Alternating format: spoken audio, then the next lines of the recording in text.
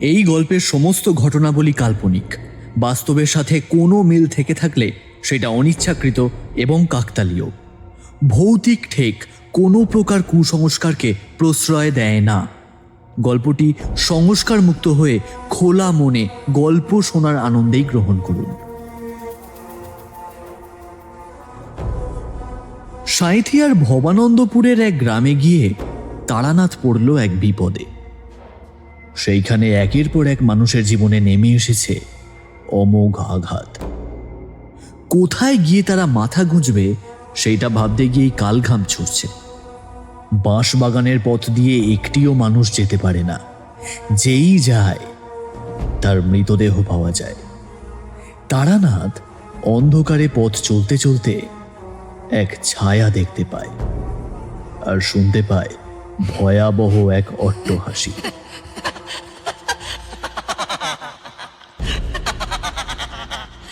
তাই শুনে সে ভয় পেয়ে যায় এবং এক জায়গায় আশ্রয় নেয়। সেইখানেই এক রহস্যময় বৃদ্ধার সাথে তার আলাপ হয়। সে তাকে গ্রামের ভীতিকর করুণ পরিস্থিতি সম্পর্কে বলতে থাকে। তারানাথ স্থির করে দিনের আলো ফোটার পরে সে ওই গ্রামে গিয়ে দেখবে আসলে কি ব্যাপার, কি বিপদে জড়িয়ে পড়তে চলেছে তারানাথ।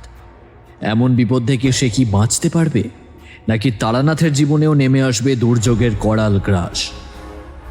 জানতে হলে শুনতে হবে চন্দ্রানী চক্রবর্তীর কলমে আজকের গল্প তারানাথ তান্ত্রিক ও শ্মশান ঘাটের অপদেবতা। এই গল্পটি শুধুমাত্র ভৌতিক ঠেক ইউটিউব চ্যানেলে।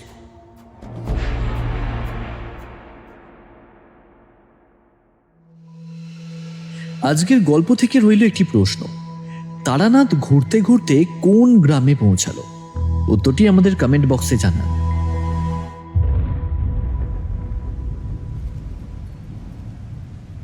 বৃষ্টির ফোঁটা গায়ে পড়তেই চোখ চলে গেল আকাশের দিকে। তাকিয়ে দেখি যে মেঘ করে এসেছে। যেভাবে বিদ্যুৎ চমকাচ্ছিল তাতে তেড়ে ফুড়ে বৃষ্টি নামবে এই বিষয়ে কোনো সন্দেহই রইল না। কিশোরী দেখি মিত্তির বাবুর সঙ্গে দাবার ঘুঁটি নিয়ে মশগুল। আমি তাকে ঠেলা দিয়ে বললাম, ওহে কিশোরী, তাড়াতাড়ি চলো হে, একটাই ছাতা এনেছি, বৃষ্টি নামার আগে মঠ লেনে পৌঁছাতে হবে।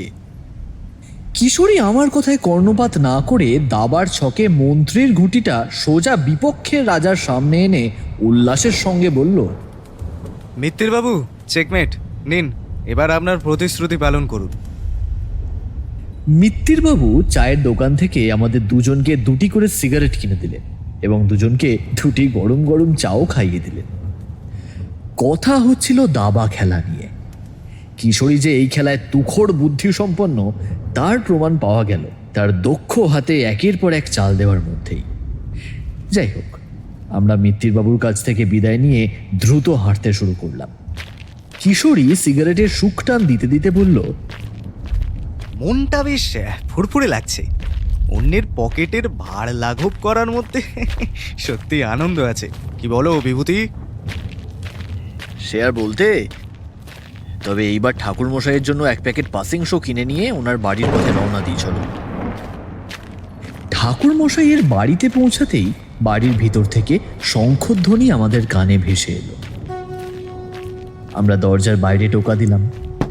বেশ খানিকক্ষণ পর দরজা খুলে দিলেন ঠাকুর মশাই। আমাদের দেখে ওনার চোখে মুখে আনন্দের অভিব্যক্তি খেলে গেল। উনি বললেন, বাহ, তোমাদের দেখে মনটা একেবারে ভরে উঠল।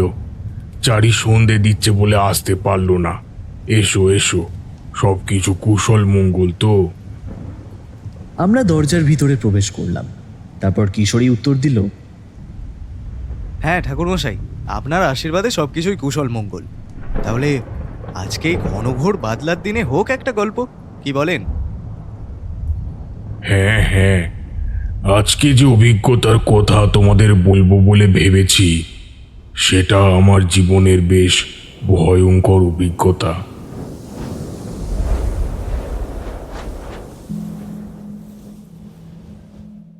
তোমরা নিশ্চয়ই সাঁইথিয়া জংশনের নাম শুনেছ। সাঁইথিয়ার ভবানন্দপুর গ্রামে আমি একবার গিয়েছিলাম। আজকালকার মতো পাকা রাস্তা তখন ছিল না। আঁকা বাঁকা মেঠো পথ ধরে হেঁটে যখন গ্রামে পৌঁছালাম তখন চারিদিকে এক অদ্ভুত নিস্তব্ধতা। বর্ষার কালো মেঘে ঢাকা আকাশ, দিগন্ত বিস্তৃত সবুজ ধান ক্ষেত, যা দেখে মনটা জুড়িয়ে যায়। মাঝে মাঝে দু একটা বক উড়ে বেড়াচ্ছে। পথের পাশ দিয়ে তির করে বয়ে চলে একটা ছোট্ট নদী। নদীর এক পাশে ঘন শ্যাওলার চাদর, তার উপর কিছু বুনো ফুল ফুটে আছে। নদীর ওই পাড়েই দেখা যাচ্ছে শান্ত গ্রামখানি। মাটির বাড়িগুলোর চালে শ্যাওলার সবুজ আস্তরণ, আর উঠোনে লেগে আছে ভিজে মাটির সোঁদা গন্ধ। আমি গ্রামের ভেতর ঢুকে দেখলাম প্রায় প্রতিটি বাড়ির দরজাই বন্ধ। কোনো মানুষজন বাইরে নেই। দূরে দু একটা গরুর ডাক শোনা যাচ্ছে, আর ঝিঝি পোকার অবিরাম গান।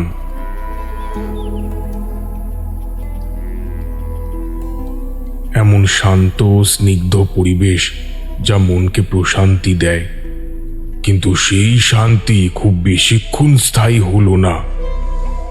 গ্রামের পরিবেশের মধ্যে এমন কিছু ছিল যা মনকে অজানা আশঙ্কায় ভরিয়ে দিচ্ছিল। হঠাৎ মুষলধারে বৃষ্টি নামলো, আর আমি সেই বৃষ্টিতে ভিজতে ভিজতে দ্রুত আশ্রয় খুঁজছিলাম।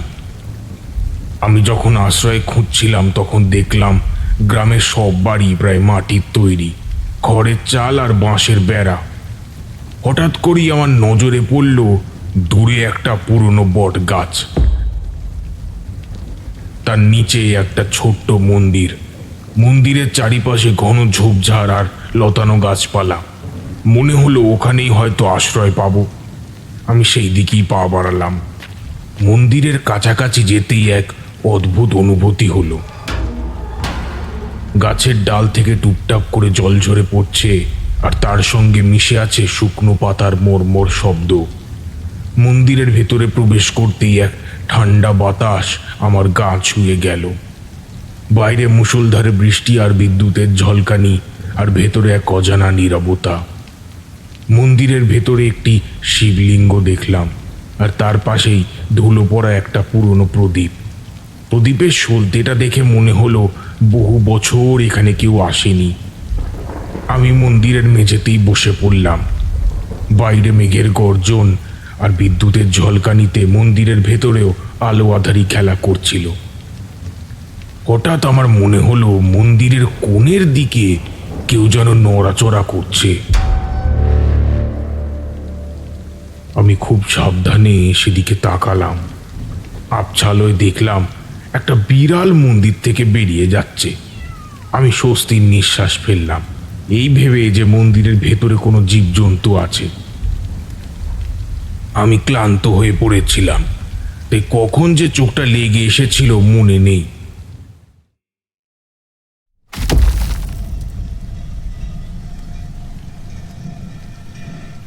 হঠাৎ একটা বিকট শব্দে আমার ঘুম ভেঙে গেল। মনে হলো মন্দিরের দেওয়াল থেকে ইট সুরকে খসে পড়ছে। আতঙ্কে আমার শরীর হিম হয়ে গেল। চোখ খুলে দেখি মন্দিরের ভেতরে কোনো বিড়াল বা অন্য কোনো জীবজন্তু নেই, কিন্তু দেওয়াল থেকে ধুলো পড়ছিল। আমি উঠে বাইরে গেলাম।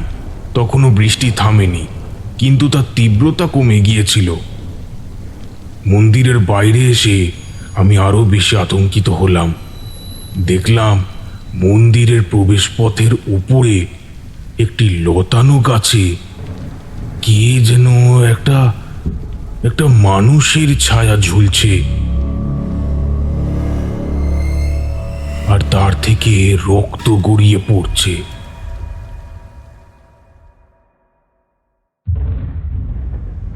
ঠাকুরমশাই যখন গল্পটা বলছিলেন তখন তার মুখ দেখেই বোঝা যাচ্ছিল যে তিনি সেই ভয়ঙ্কর দিনের কথা মনে করে এখনো ভয় পাচ্ছেন। ঠাকুরমশাইয়ের কথা শুনে আমরা দুজনেই শিউরে উঠলাম। কিশোরী ভয়ার্ত গলায় বলে উঠল, ঠাকুরমশাই, তারপর কি হলো? আপনি কি করলেন? ঠাকুরমশাই দীর্ঘশ্বাস ফেলে আবার বলতে শুরু করলেন, আমি ভয়ে চোখ বন্ধ করে ফেললাম। মনে হচ্ছিল ওটা শুধু একটা বিভ্রম, কিন্তু আবার যখন চোখ খুললাম তখনও সেই দৃশ্যটাই আমার সামনে ঝুলছিল। লতানো গাছে ঝুলছে মানুষের ছায়া, আর তার থেকে রক্ত টুপ টুপ করে পড়ছে। মনে হলো যেন অদৃশ্য একটা হাত আমাকে টানছে। আমি আর এক মুহূর্ত ওখানে থাকতে পারলাম না, পাগলের মতো দৌড় লাগালাম। কোথায় দৌড়ালেন? কিশোরী জিজ্ঞেস করল। জানি না, বৃষ্টির মধ্যে পাগলের মতো দৌড়ালাম। আমার মনে হচ্ছিল মন্দিরের পাশের ঘন বাঁশবাগান থেকে যেন কেউ আমার পিছু পিছু আসছে। সেই মুহূর্তে আমার মনে হলো বাঁশবাগানের পেতনি বলে যেসব গল্প শুনেছি তা বোধহয় সত্যি। বাঁশ গাছগুলো থেকে যে অদ্ভুত শব্দ আসছিল তা যেন ফিসফিস করে কথা বলছে আর হাসছে। আমি কোনো রকমে চোখ বন্ধ করে দৌড়াতে লাগলাম। একটা ঝোপের মধ্যে পড়ে গেলাম, কাঁটায় হাত পা ছড়ে গেল, কিন্তু আমার কোনো দিকে খেয়াল ছিল না। তারপর কি কোনো বাড়ি বা মানুষের দেখা পেলেন? হ্যাঁ, অনেকটা দূর যাওয়ার পর একটা পোড়ো বাড়ির সামনে এসে পড়লাম। বাড়ির ভেতরে টিম টিম করে একটা আলো জ্বলছিল। আমি আর কিছু না ভেবে সোজা দরজায় ধাক্কা মারলাম। ভেতরে কে ছিল? কিশোরী জিজ্ঞেস করল। একজন বৃদ্ধা মহিলা। তিনি আমার দিকে এক দৃষ্টিতে তাকিয়েছিলেন। আমি হাঁপাতে হাঁপাতে তাকে সবকিছু বললাম, মন্দিরের ঘটনা, বাঁশবাগানের রহস্যময় শব্দ, সব কিছু। তিনি কি বললেন?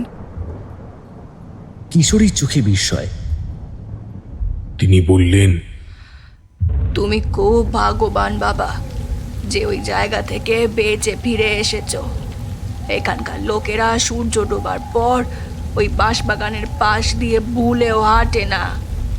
আর ওটা তো শুধু বাঁশবাগান নয়, ওটা যে মালতীর অভিশপ্ত বাসস্থান। মালতী? কিশোরী অবাক হয়ে জিজ্ঞাসা করল। হ্যাঁ, মালতী। সেই বৃদ্ধা বললেন, প্রায় 10 বছর আগে এই ভবানন্দপুর গ্রামেরই গৃহবধূ মালতীকে ওর স্বামী নৃশংসভাবে মেরেছিল ওই বাঁশ বাগানের ভেতরে। তারপর থেকেই অদ্ভুত সব ঘটনা ঘটতে থাকে। রাতের অন্ধকারে বাতাস না থাকা সত্ত্বেও বাঁশগুলো অদ্ভুতভাবে কেঁপে ওঠে, যেন কোনো এক অদৃশ্য শক্তি সেগুলিকে নাড়াচ্ছে। মাঝে মধ্যে মেয়েদের কান্নার আওয়াজ শোনা যায়, আর মাঝে মাঝেই গ্রামের বাচ্চা ও গবাদি পশু নিখোঁজ হয়ে যায়। কেউ কেউ সাহস করে সেই পথে গেলে পাগল হয়ে ফিরে আসে। সে বৃদ্ধা আরও বললেন, খানিকক্ষণ আগে ওই বাঁশবাগানের পাশে যা দেখেছো তা মালতীর প্রেতাত্মা ছাড়া আর কিচ্ছু না। ও প্রতিশোধের নেশায় ঘুরে বেড়ায়। তোমাকে ওই টেনেছিল। আপনার মনে কি তখন ভয় আরো বেড়ে গিয়েছিল? আমি জিজ্ঞাসা করলাম। ভয়? না, তখন আমার মনে ভয় নয়, বরং এক নতুন উদ্দীপনা জেগেছিল। আমি অনেক ভুতুড়ে ঘটনা প্রত্যক্ষ করেছি, কিন্তু এমন রহস্যময় ঘটনা আগে কখনো দেখিনি। এরপর থেকেই আমি ভবানন্দপুরের ঘটনা নিয়ে খোঁজ খবর শুরু করি। এইভাবেই আমার ওই গ্রামে সেই দিনের রাতটা কেটে গিয়েছিল কোনো ক্রমে। আমি ওই বাড়ির মধ্যে কোনো ক্রমে সেই দিনের রাতটা কাটিয়ে দিই। তার পরের দিন সকালে আমি দিনের আলোয় গ্রামের দিকটা একটু ঘুরে বেড়াবো বলে স্থির করি।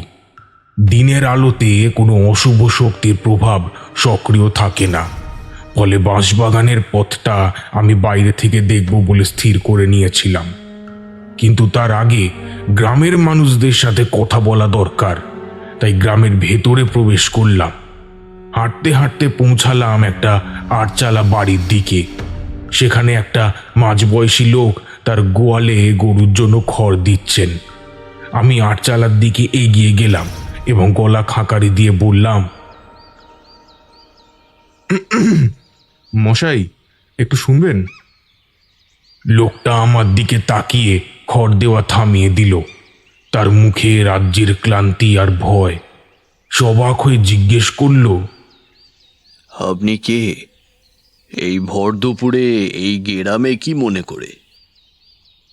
আমি তারানাথ চক্রবর্তী, একজন পথিক এবং একজন তান্ত্রিক সাধক। এই গ্রামের কিছু রহস্যময় ঘটনার কথা শুনেছি, তাই দেখতে এসেছি। আমার কথা শুনে লোকটা হতাশভাবে মাথা নাড়ল। সে তার গোয়াল থেকে বেরিয়ে এসে বলল, বাবা, আপনি যে কি দেখতে এসেছেন তা আমি জানি না, তবে আপনি যা বলছেন তা দেখার পর আপনার সব কৌতূহল দূর হয়ে যাবে। আসুন, আমার সাথে একটু বিশ্রাম নিন। লোকটা আমাকে বাড়ির ভেতরে নিয়ে গেল। মাটির দাওয়ায় আমাকে বসতে দিয়ে সে তামাক আর কুলকে নিয়ে এলো। কুলকেতে তামাক ভরে আগুন দিয়ে সে আমার হাতে দিল। আমি তামাক টানতে টানতে বললাম,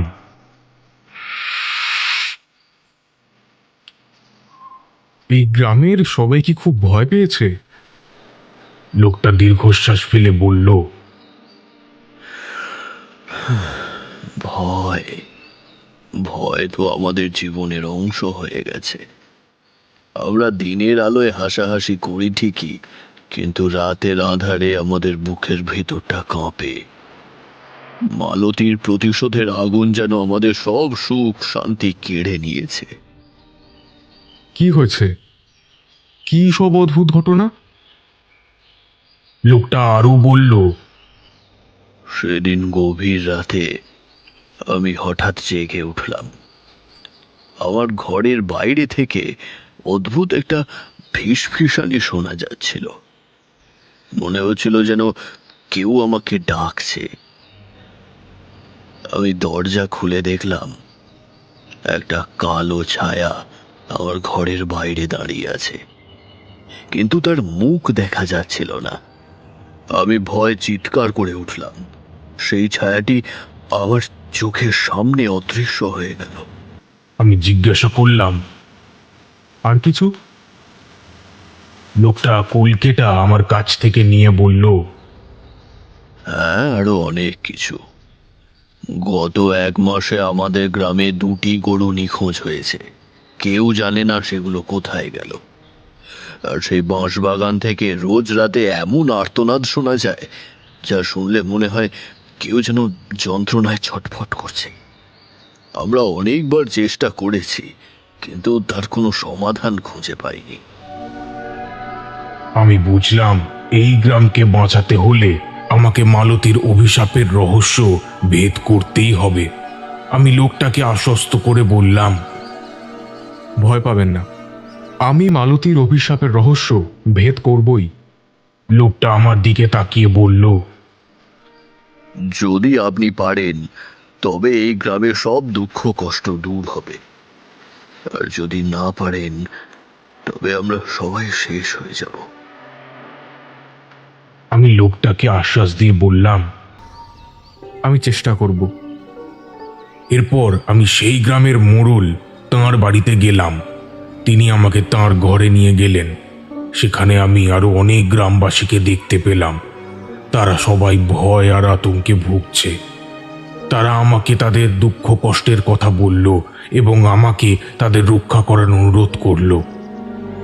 সবাই তাদের দুঃখ কষ্টের কথা বলার পর আমি তাদের একটাই কথা বললাম, এই সমস্যার সমাধান একটাই, মালতীর অভিশাপের রহস্য ভেদ করতে হবে। কিন্তু তার আগে আমায় জানতে হবে মালতীর সঙ্গে কি ঘটেছিল, কেন তার স্বামী তাকে এমন নির্মমভাবে মারল, আর তার আত্মা কেন আজও প্রতিশোধের নেশায় ঘুরে বেড়ায়। আমি গ্রামের মোড়লকে জিজ্ঞাসা করলাম, মালতীর ব্যাপারে আর কিছু জানা যায়? তার কোনো আত্মীয় স্বজন বেঁচে আছে? মোড়ল হতাশভাবে মাথা নাড়লেন। তিনি বললেন, না, তার কেউ বেঁচে নেই। তার স্বামীও সেদিন আত্মহত্যা করেছিল। সেও তার পাপের ফল ভোগ করেছে। মালতী খুব শান্ত স্বভাবের মেয়ে ছিল, কিন্তু তার স্বামীর চরিত্র ছিল খারাপ। সে মালতীকে প্রায়শই মারধর করত। আমরা অনেকবার চেষ্টা করেছি, কিন্তু তার স্বামী আমাদের কথা শোনেনি। আমি মোড়লের কথায় সন্দেহ করলাম। আমি বললাম, এই গ্রামের সবাই কি একই কথা বলে? মোড়ল বললেন, হ্যাঁ, সবাই, কিন্তু আমরা বুঝতে পারছিলাম মালতীর স্বামী মিথ্যে বলছে। তার মুখে এক ধরনের শয়তানি হাসি ছিল, যা দেখে মনে হচ্ছিল সে কিছু লুকাচ্ছে। আমি আরো বললাম, আমাকে সেই বাঁশবাগানে যেতে হবে, সেই জায়গাটা দেখতে হবে যেখানে মালতীকে নৃশংসভাবে মারা হয়েছিল। মোড়ল এবং বাকি গ্রামবাসীরা আমার কথায় ভয় শিউরে উঠল। মোড়ল বললেন, আপনি কেন যেতে চান? হ্যাঁ, ওখানে তো মৃত্যু ছাড়া আর কিছুই নেই। আমি জানি, কিন্তু এটাই একমাত্র রাস্তা। আমি যখনই কোনো রহস্যময় ঘটনার খোঁজ করেছি, তখনই আমি দেখেছি যে সেই ঘটনার মূল কারণ সেই ঘটনার সাথেই জড়িত থাকে। যদি আমি সেই জায়গায় যেতে পারি, তবে আমি হয়তো মালতীর অভিশাপের কারণটা খুঁজে পাব। আমি গ্রামবাসীদের আশ্বস্ত করে বললাম, ভয় পাবেন না, আমি মালতীর অভিশাপের রহস্য ভেদ করবই। সবাই আমাকে একা যেতে দিতে চাইল না। একজন বলল, আমরাও যাব আপনার সাথে। না, দরকার নেই, আমি একা যেতে চাই। যদি আমি সেই রহস্য ভেদ করতে পারি, তবে আমি আপনাদের বাঁচাবো। আর যদি না পারি, তবে আপনারা আপনাদের মতো জীবনযাপন করবেন।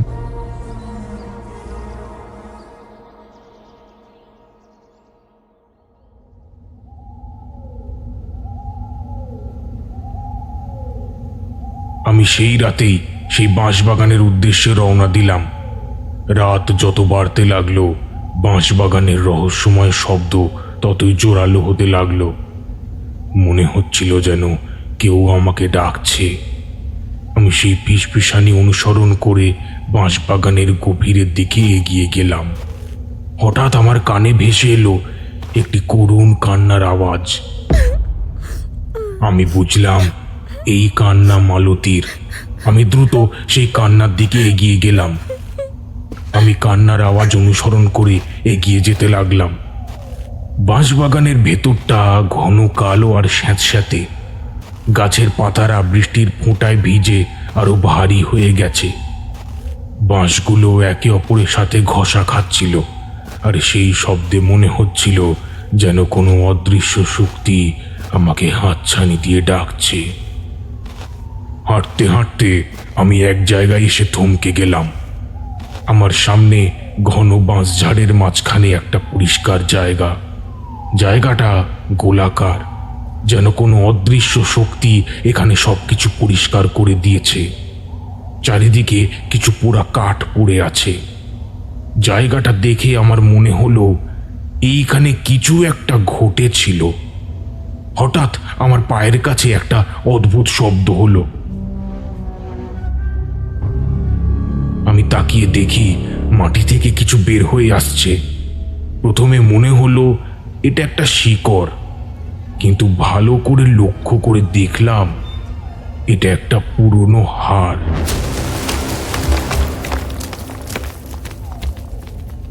মানুষের হাড়। আমার বুকের ভেতরটা কেঁপে উঠল। আমি বুঝলাম এই হাড়টা কোনো সাধারণ হাড় নয়, এটা মালতীর হাড়।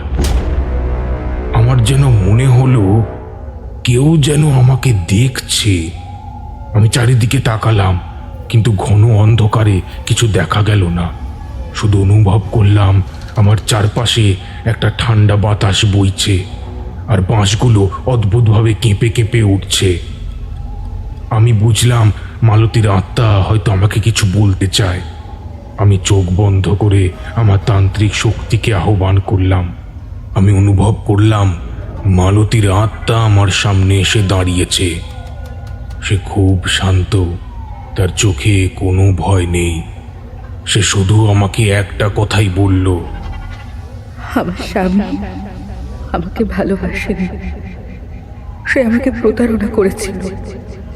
আর যখন আমি তার আসল উদ্দেশ্য জেনে গেলাম, তখন সে আমাকে খুন করে। শুধু আমাকে নয়, আমাদের অনাগত সন্তানকে। আমি এর প্রতিশোধ নেব। তারানাথ, তুই যদি আমার পথের কাঁটা হোস, তাহলে তোর কপালে ভয়ানক কষ্ট আছে।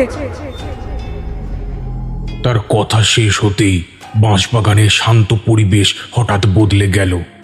ঝিঝি পোকার ডাক বন্ধ হয়ে গেল। চারিদিকে এক অদ্ভুত নীরবতা। শুধু আমার হৃদস্পন্দন শোনা যেতে লাগলো। হঠাৎই কোথা থেকে ঝোড়ো হাওয়া বইতে শুরু করলো। বাঁশ গাছগুলো যেন পাগলের মতো দুলতে লাগলো। মনে হলো যেন কোনো অদৃশ্য শক্তি তাদের নাচাতে শুরু করেছে। আমার চারপাশে মাটি থেকে ধুলো উঠতে লাগলো। আমি দেখলাম মালতীর আত্মা ধীরে ধীরে আমার দিকে এগিয়ে আসছে। তার চোখে মুখে প্রতিশোধের আগুন, তার চুল এলোমেলো, পরনের শাড়িটা ছেঁড়া। সে এখন শান্ত নেই, সে এখন এক ভয়ঙ্কর রূপ ধারণ করেছে। আমি দ্রুত আমার তান্ত্রিক মন্ত্রোচ্চারণ শুরু করলাম। মন্ত্রের শব্দে আমার শরীরের ভেতরে এক নতুন শক্তি জেগে উঠল। আমি আমার হাতের আঙুল দিয়ে এক অদ্ভুত চিহ্ন আঁকলাম, যা অশুভ শক্তিকে প্রতিহত করার জন্য ব্যবহৃত হয়। আমি আমার সমস্ত শক্তি দিয়ে সেই চিহ্নকে সক্রিয় করে তুললাম। আমার মন্ত্রের প্রভাবে মালতীর আত্মার চারিদিকে এক উজ্জ্বল বলয় তৈরি হলো। সে বিকট শব্দ করে চিৎকার করতে লাগলো। মনে হলো যেন কোনো এক অদৃশ্য শক্তি তাকে আঘাত করছে। সে আমার দিকে তাকিয়ে বলল, তুই আমাকে আটকাতে পারবি না, দাঁড়া না। আমি প্রতিশোধ না নিয়ে এ জায়গা ছাড়বো না।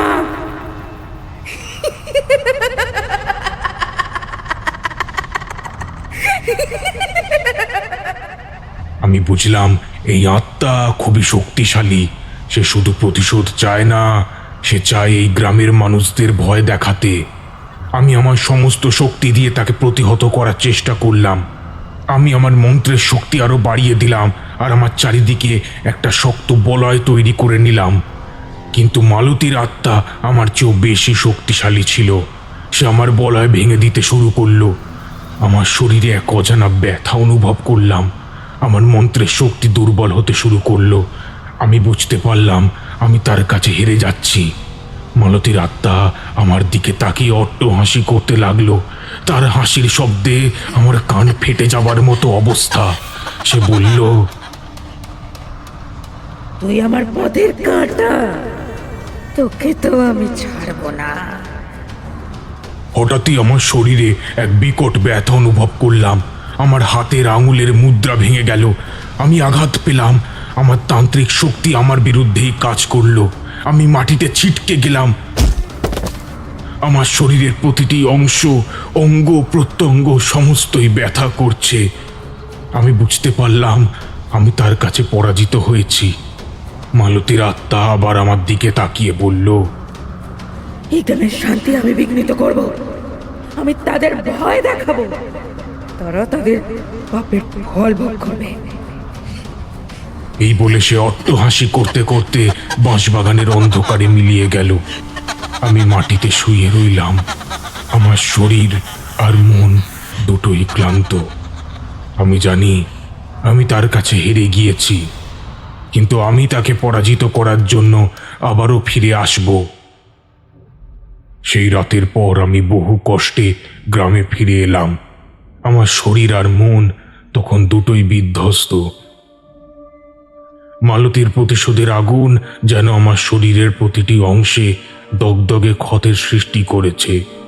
আমি কোনো মতে গ্রামের সেই ব্রাহ্মণের বাড়িতে গিয়ে উঠলাম। ব্রাহ্মণ আমাকে দেখে বেশ চিন্তিত হলেন, কিন্তু আমি কোনো কথা বলতে পারলাম না। শুধু শুয়ে রইলাম।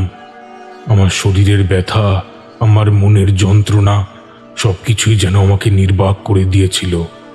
আমি বুঝতে পারলাম মালতী শুধু আমায় হারায়নি, বরং আমার অহংকার আর তান্ত্রিক শক্তির প্রতি আমার বিশ্বাসকেও ভেঙে দিয়েছে। পরের দিন সকাল থেকেই গ্রামের পরিবেশ কেমন যেন বদলে যেতে শুরু করলো।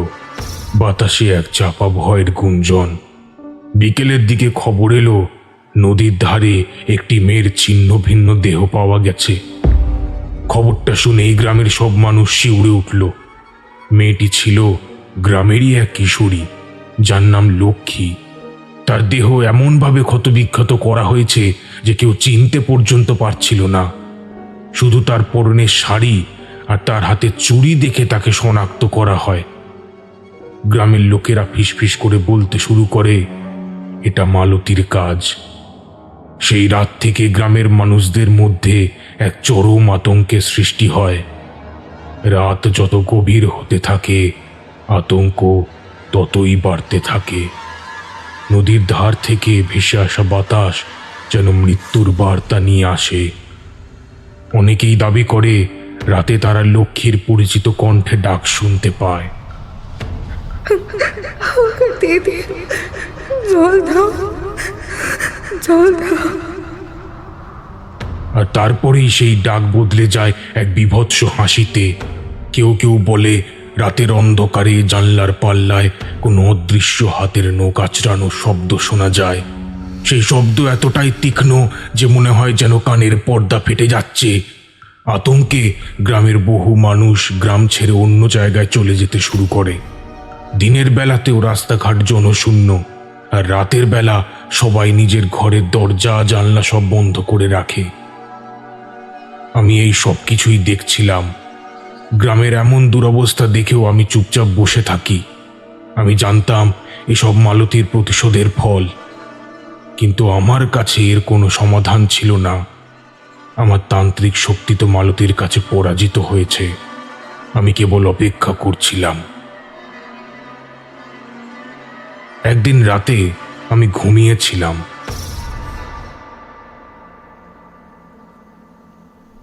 হঠাৎ আমি এক দুঃস্বপ্ন দেখলাম।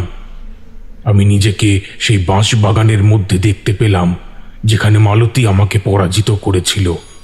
চারিদিকে ঘন কুয়াশা, আর তার মধ্যে মালতীর অবয়ব ফুটে উঠল।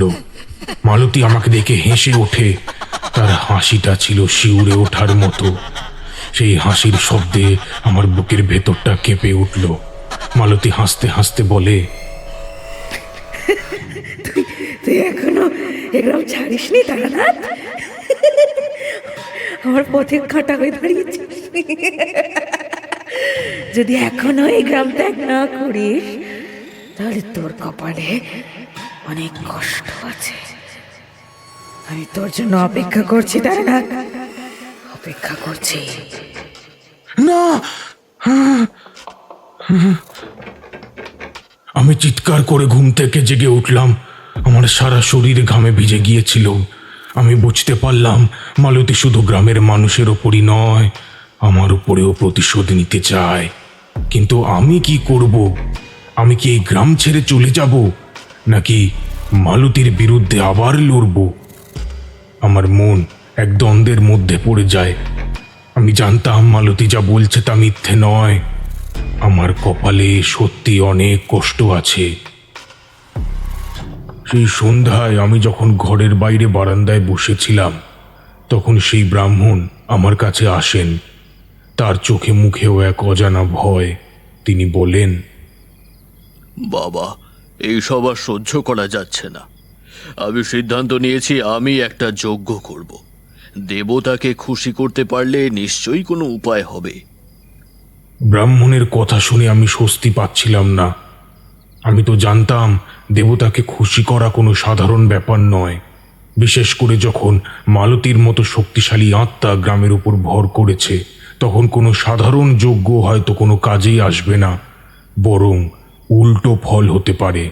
আমি ব্রাহ্মণকে বোঝানোর চেষ্টা করলাম। দেখুন, আমার মনে হয় এটা করার সময় এখনো আসেনি। মালতীর আত্মা খুবই শক্তিশালী। আপনার যজ্ঞ হয়তো তার ক্রোধ আরো বাড়িয়ে দেবে। কিন্তু ব্রাহ্মণ আমার কথা কানে তুললেন না। আমার নিষেধ অমান্য করে গ্রামের বটগাছের নিচে যজ্ঞের আয়োজন করলেন। আমি জানতাম এই যজ্ঞের ফল ভালো হবে না। আমি সারা রাত ঘুমাতে পারলাম না। আমার দু চোখের পাতা এক হলো না। আমি শুধু অপেক্ষা করে রইলাম কি ঘটবে পরের দিন সকালে। ঠাকুরমশাই এতটা বলে থামলেন।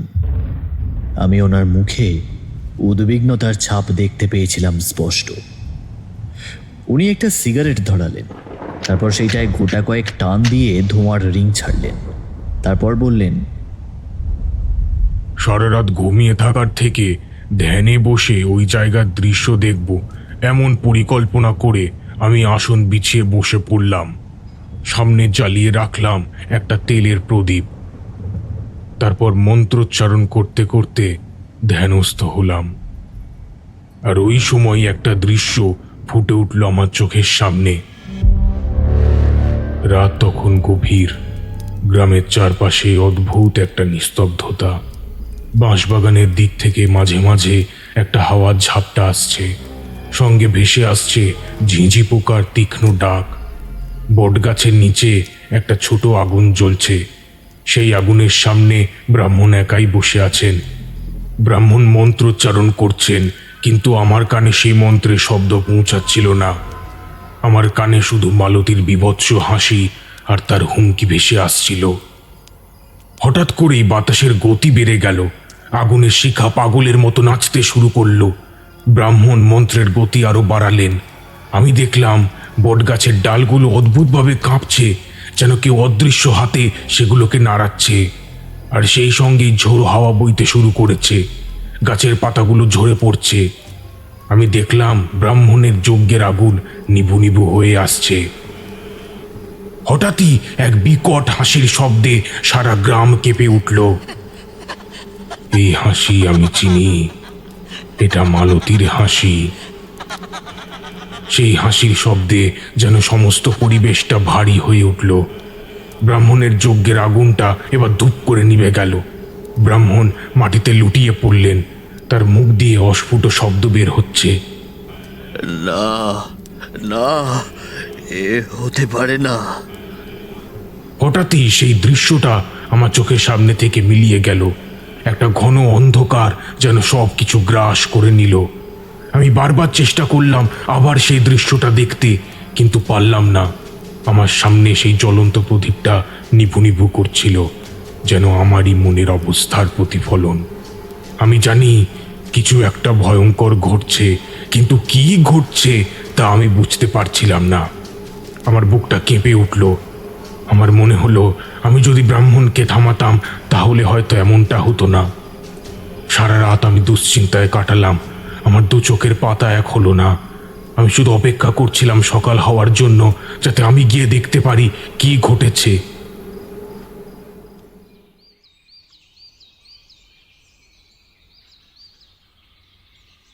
পরের দিন সকালে যখন সূর্য উঠল, তখন আমি দ্রুত বটগাছের দিকে ছুটলাম। আমার মন বলছিল কিছু একটা অশুভ খবর আমার জন্য অপেক্ষা করছে।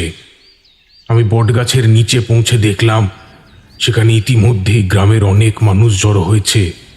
তাদের চোখে মুখে ভয় আর হতাশা। আমি ভিড় ঠেলে এগিয়ে গেলাম, আর গিয়ে যা দেখলাম তাতে আমার সারা শরীর হিম হয়ে গেল। মাটিতে পড়ে রয়েছে ব্রাহ্মণের শরীর, কিন্তু তার মুন্ডু নেই। ধর থেকে রক্ত ঝরছে। আমি বুঝতে পারলাম মালতী তার প্রতিশোধ নিয়েছে। সে শুধু ব্রাহ্মণকে খুন করেনি, তার আত্মাটাকেও ধ্বংস করে দিয়েছে। আমি এইবার আর নিজেকে ধরে রাখতে পারলাম না। আমার ভেতরে এক তীব্র ক্রোধ জেগে উঠল। মালতী শুধু প্রতিশোধ নয়, সে আমার সঙ্গে খেলা করছে। আমি সেই মুহূর্তেই সিদ্ধান্ত নিলাম, আর নয়, এইবার শেষ লড়াই। আমি আর এক মুহূর্ত ওখানে দাঁড়ালাম না। সোজা গ্রামে ময়ূরাক্ষী নদীর ধারে চলে গেলাম। নদীর জল তখন শান্ত। আমি নদীর ধারে বসে ভাবতে লাগলাম কিভাবে ওই পেতনিকে নাগালে আনা যায়। তার আত্মা এতটাই শক্তিশালী যে কোনো সাধারণ মন্ত্র বা যজ্ঞ তাকে আটকাতে পারবে না। আমি মনে মনে ঠিক করলাম তার দুর্বলতাটা আমায় খুঁজে বের করতে হবে। কিন্তু তার দুর্বলতা কি? আমি অনেকক্ষণ ধরে ভাবতে লাগলাম কিভাবে মালতীর আত্মাকে এই গ্রাম থেকে দূর করা যায়।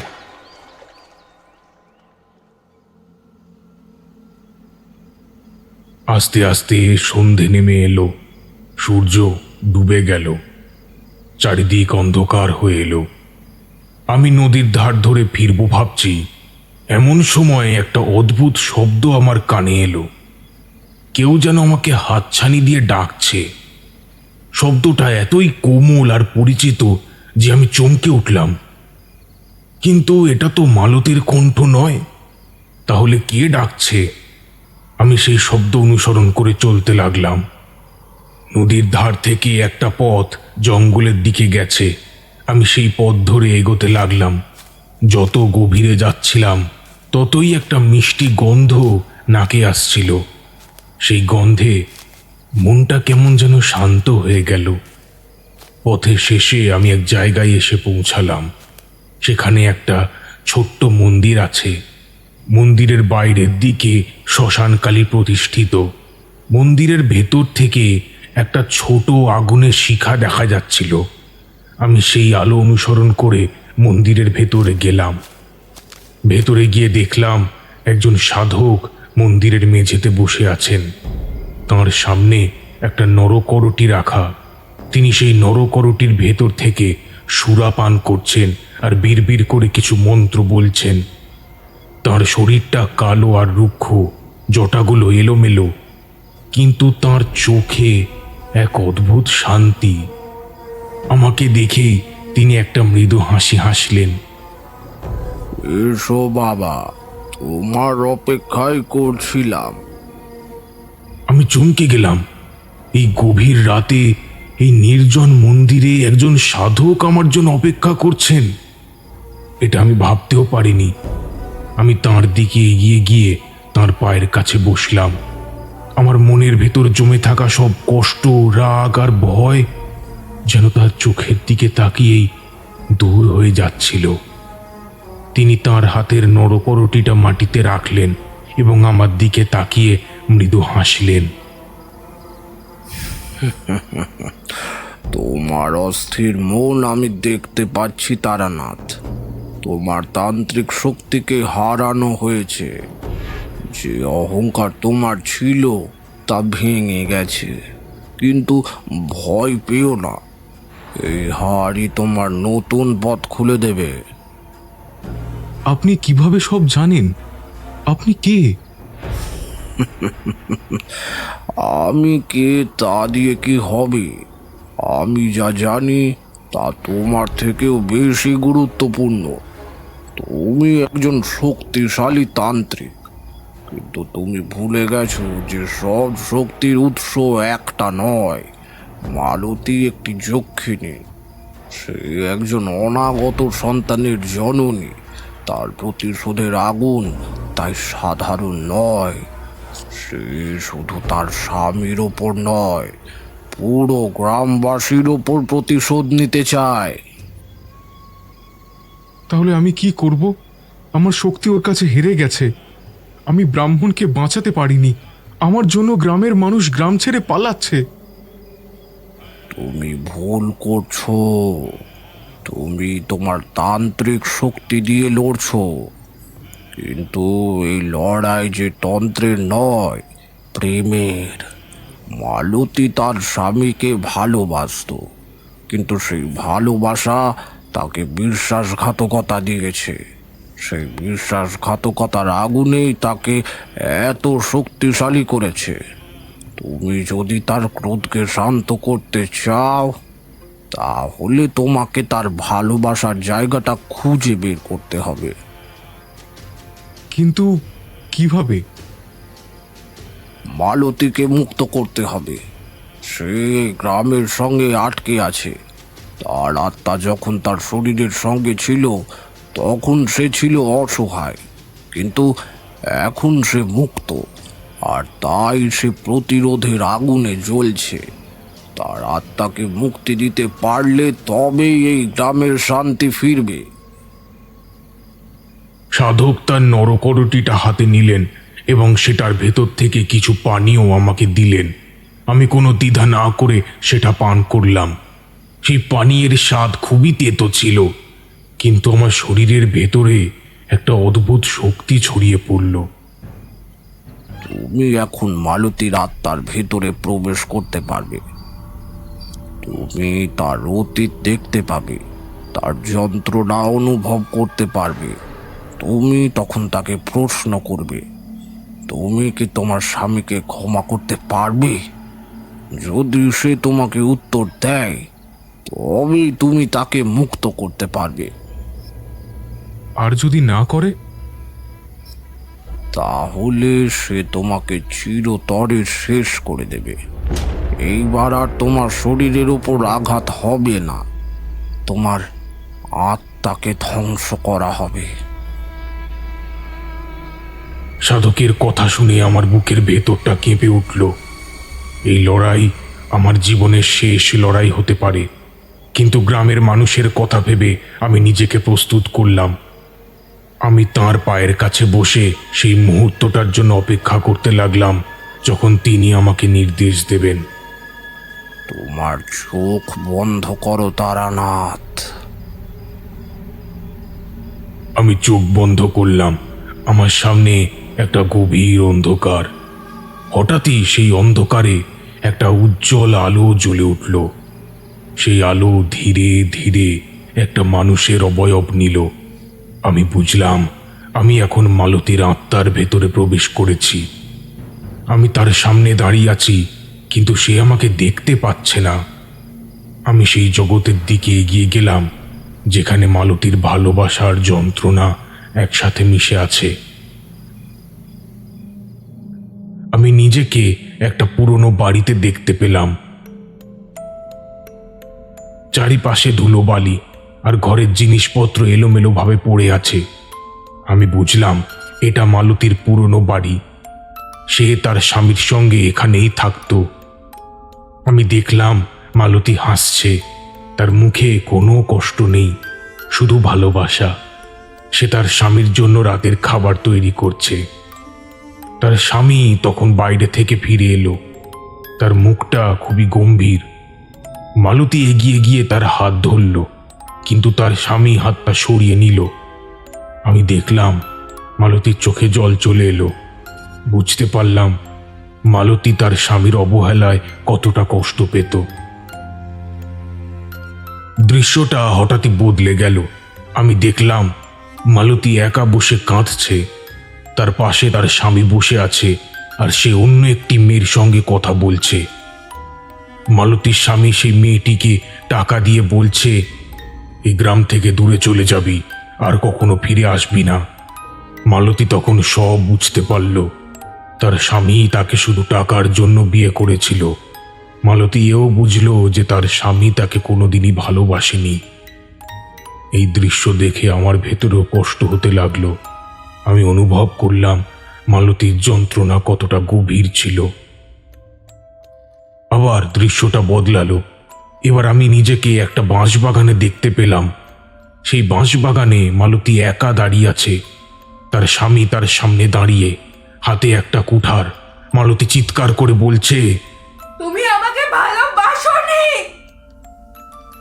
শুধু শুধু আমার টাকার জন্য আমাকে বিয়ে করেছো।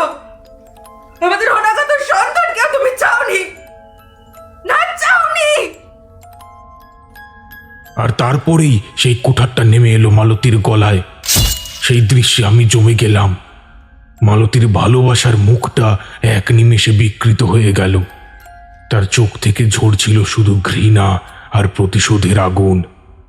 তার স্বামী, যাকে সে এতটা ভালোবাসত, সেই তাকে নির্মমভাবে হত্যা করল। মালতীর দেহ মাটিতে লুটিয়ে পড়ল, আর আমি অনুভব করলাম তার কষ্ট, তার ঘৃণা, তার প্রতিটা শ্বাস প্রশ্বাস যেন আমার ভেতরে মিশে যাচ্ছে। দৃশ্যটা আবার বদলালো। আমি দেখলাম বাঁশবাগানে সেই জায়গাটা এখন শুকিয়ে গেছে।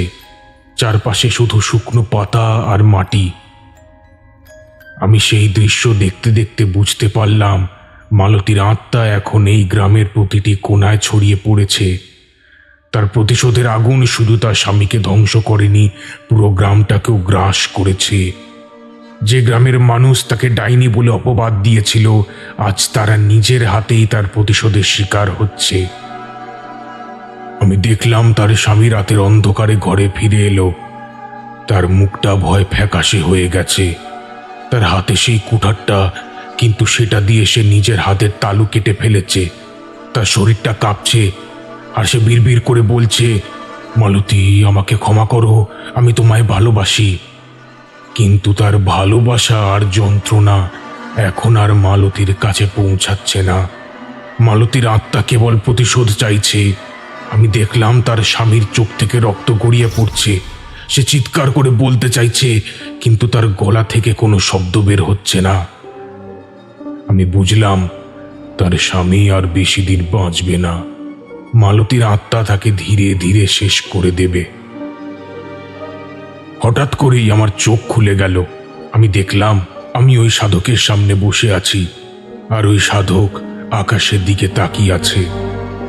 ওনার তাকিয়ে থাকার মধ্যে একটা অদ্ভুত ভাব ছিল, যা থেকে সত্যি আমি অবাক হচ্ছিলাম। উনি আমাকে বললেন, তারানাথ, এই অপশক্তিকে দমন করতে গেলে একমাত্র উপায় হচ্ছে শ্মশানে গিয়ে বিশেষ কিছু ক্রিয়া করা। আমি তোকে বলে দেব, কিন্তু তোকে নিজেকেই এটা করতে হবে।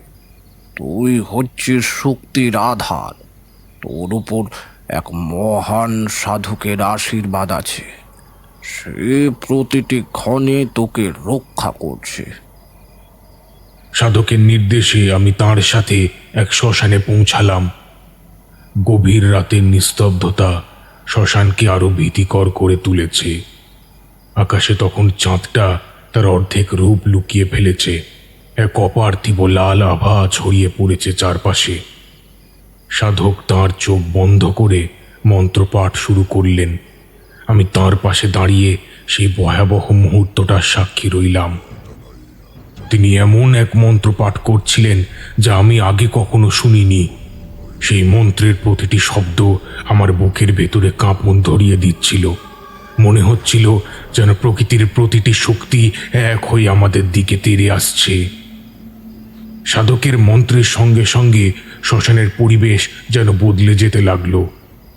দূরে শেয়ালের ডাক বন্ধ হয়ে গেল, গাছের পাতা নড়াচড়া বন্ধ হয়ে গেল, যেন সময় নিজেই স্থির হয়ে গেছে। আকাশের চাঁদের লাল আভা আরো গাঢ় হলো, আর তাতেই দেখতে পেলাম শ্মশান কালীর মন্দিরের কালী মূর্তিটা যেন নড়ে উঠেছে। মায়ের হাতের খড়গটা হঠাৎ মাটিতে পড়ে গেল। আমি ভয়ে কেঁপে উঠলাম, কারণ সেই খড়গের ফলকে লেগেছিল তাজা রক্তের দাগ। তারানাথ, ভয় পেও না। এটি কোনো সাধারণ রক্ত নয়, এটি মালতীর স্বামীর পাপের রক্ত। এটি মালতীর মুক্তি আর গ্রামের শান্তির প্রথম ধাপ। আমি সাধকের দিকে তাকিয়ে দেখলাম তার চোখ দুটো জ্বলছে। তিনি ধীরে ধীরে এগিয়ে গেলেন, সেই খড়গটা তুলে নিলেন। তার হাত কাঁপছে না, যেন তিনি এই মুহূর্তটার জন্যই অপেক্ষা করছিলেন। খড়গটা তুলে নিয়ে তিনি আমাদের চারপাশে একটা বৃত্ত আঁকলেন। সেই বৃত্তটা যেন আমাদের ঘিরে একটা অদৃশ্য প্রাচীর তৈরি করলো। আমি সেই বৃত্তের ভেতরে দাঁড়িয়েছিলাম, আর আমার মনে হচ্ছিল এই বৃত্তের বাইরে গেলে আমি শেষ হয়ে যাব। এবার আমি মালতীর আত্মাকে ডাকবো। সে অনিচ্ছা সত্ত্বেও আসবে, কারণ এই খড়গ তার স্বামীকে হত্যা করার প্রতিশোধের সাক্ষী। তোমার মনকে স্থির রাখো তারানাথ, তার ঘৃণা আর যন্ত্রণা তোমাকে দুর্বল করে দেবে। সাধক তাঁর মন্ত্রপাঠ আবার শুরু করলেন। এবার তার গলার স্বর আরো তীক্ষ্ণ, যেন কোনো অশুভ শক্তিকে বাধ্য করছেন তিনি। সেই মন্ত্রের প্রভাবে আমার শরীর কাঁপতে লাগলো। হঠাৎ সেই বৃত্তের বাইরে এক ঠান্ডা বাতাস বইতে শুরু করলো। বাতাসে ভেসে এলো এক চাপা কান্নার আওয়াজ। আমি বুঝলাম মালতীর আত্মা আসছে। আস্তে আস্তে সেই বাতাস এক অস্পষ্ট অবয়ব ধারণ করলো। সেই অবয়ব ধীরে ধীরে মালতীর রূপ নিল। তার চোখ দুটোতে তখনও সেই ঘৃণা আর প্রতিশোধের আগুন জ্বলছে। সে আমাদের দিকে তাকিয়ে রইল, যেন বলতে চাইছে, তোমরা আমার মুক্তি চাও, কিন্তু আমি তো মুক্তি চাই না। আমি তো শুধু প্রতিশোধ চাই, প্রতিশোধ চাই। মালতীর উপস্থিতি আমার মনের ওপর এক প্রবল চাপ সৃষ্টি করলো। আমার মস্তিষ্কে তার যন্ত্রণা, তার ঘৃণা, তার কষ্ট একসঙ্গে আঘাত করতে লাগলো। আমি নিজেকে আর সামলাতে পারলাম না। আমার মাথা ঘুরতে লাগলো, চারপাশ অন্ধকার হয়ে গেল। আমি মাটিতে লুটিয়ে পড়ে জ্ঞান হারিয়ে ফেললাম। তারানাথ, ওঠো, এইবারে শেষ সুযোগ, মালতীকে মুক্ত করার শেষ উপায়। আমি চোখ খুলে দেখলাম সাধক আমার পাশে বসে আছেন। আমার জ্ঞান ফিরে এসেছে, কিন্তু শরীরটা দুর্বল লাগছে। তিনি আমার হাতে একটা বড় মাটির কলস দিলেন। যা একটা লাল শালু কাপড় দিয়ে মোড়া।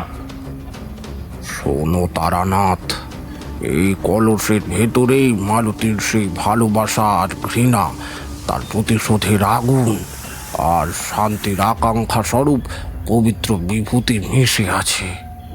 এই কলসটি নিয়ে তুমি সোজা নদীর ধারে যাবে। নদীর কাছেই একটা শ্বেত শিমুল গাছ আছে। সেই গাছের পাশেই একটা বড় গর্ত খুঁড়ে কলসটা পুঁতে দেবে। আমি সাধকের দিকে তাকালাম, কিছু বলতে চেয়েও পারলাম না। যদি তুমি এই কাজটা করতে পারো তবেই মালতীর আত্মা চিরতরে মুক্তি পাবে।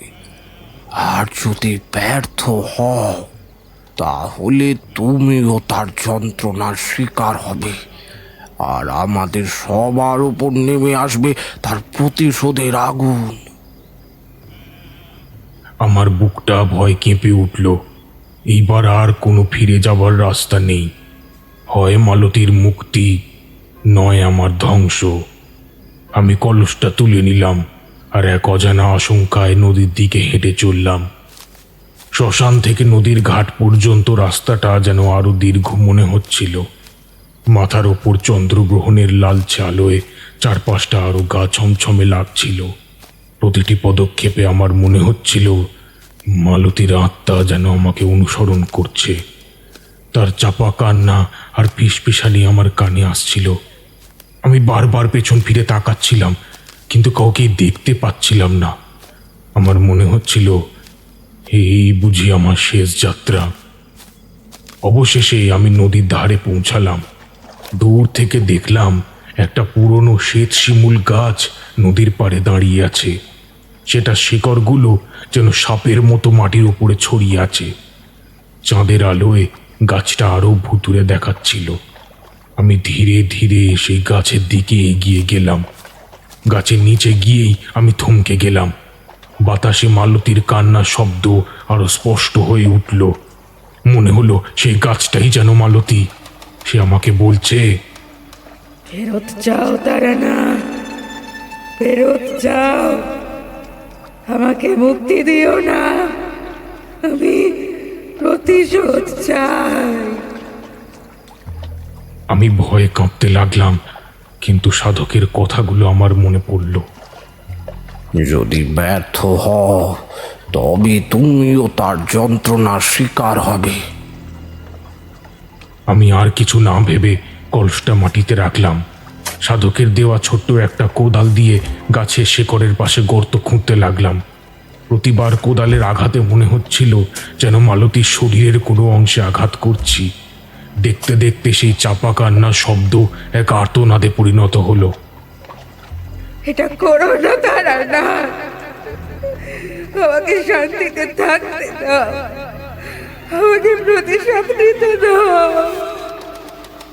তুমি তো আমার যন্ত্রণা অনুভব করছো, বুঝবো না, একটু বুঝো। তার চিৎকার শুনে আমার হাত কেঁপে উঠল। আমার মনে হলো মালতীর যন্ত্রণা বুঝি আমাকেও গ্রাস করেছে। সে হয়তো ঠিকই বলেছে, প্রতিশোধই তার একমাত্র শান্তির উপায়। কিন্তু পরক্ষণেই সাধকের মুখের সেই স্থির দৃষ্টি আমার মনে পড়ল। এই কলসের পবিত্র বিভূতি মালতীর ভালোবাসা আর ঘৃণার মিশ্রণ। এটাই তার মুক্তির শেষ পথ। আমি আরো জোরে জোরে শ্বাস নিলাম এবং নিজেকে শান্ত করলাম। কোদাল দিয়ে আরো দ্রুত গর্ত খুঁড়তে লাগলাম। অবশেষে গর্তটা যথেষ্ট গভীর হলো।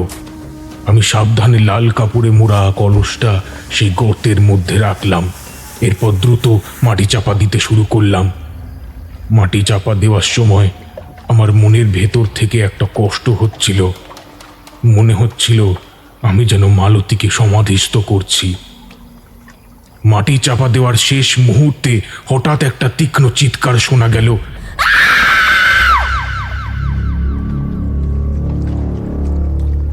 যেন কোনো অচেনা পাখির চিৎকার। সেই চিৎকারটা আমার কানে বাজতে লাগলো। হঠাৎই সেই গাছটা যেন কাঁপতে শুরু করলো। তার শিকড়গুলো মাটির ভেতর থেকে বাইরে বেরিয়ে আসতে চাইছে। আমি দ্রুত মাটি চাপা দিতে থাকলাম। শেষ পর্যন্ত যখন মাটি চাপা দেওয়া সম্পূর্ণ হলো, তখন সেই গাছের কাঁপন থেমে গেল। চারিদিক একেবারে শান্ত। চাঁদের লালচে আলোটা ধীরে ধীরে সাদা হতে শুরু করলো। বাতাস শান্ত হলো, আর মালতীর কান্নার শব্দটাও পুরোপুরি থেমে গেল।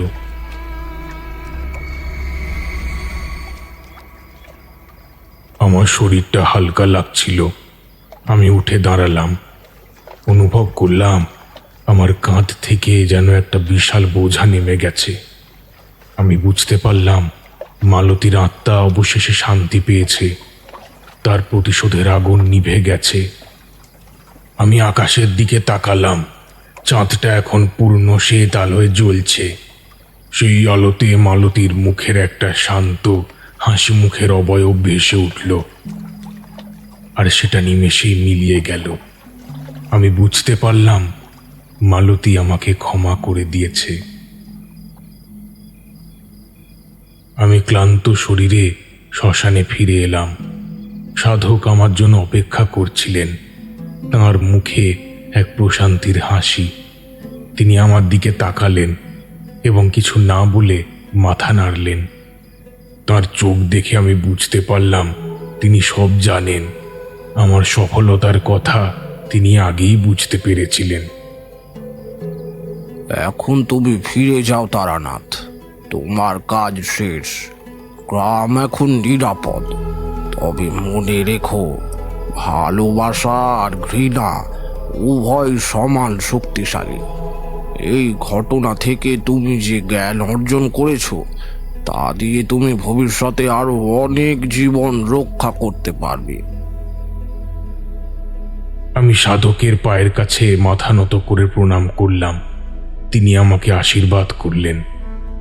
আমি জানি এই ঘটনা আমার জীবনের এক নতুন অধ্যায়। আমি আর সেই যুবক তারানাথ নই যার একমাত্র লক্ষ্য ছিল ভয়ের রহস্য উন্মোচন করা। আমি এখন তারানাথ, যে ভালোবাসার যন্ত্রণা আর প্রতিশোধের আগুনকে অনুভব করতে পারে, এবং যার কাছে সেই যন্ত্রণা নিরাময় করার ক্ষমতাও আছে। আমি মনে মনে সংকল্প করলাম, আমি সেই সব মানুষকে সাহায্য করব যারা মালতীর মতো ভুল করে নিজেদের ধ্বংসের দিকে এগিয়ে যাচ্ছে। আমি তাদেরকে বোঝাবো, প্রতিশোধ নয়, ভালোবাসাই একমাত্র পথ যা শান্তি ফিরিয়ে আনতে পারে। ঠাকুর মশাই চুপ করলেন।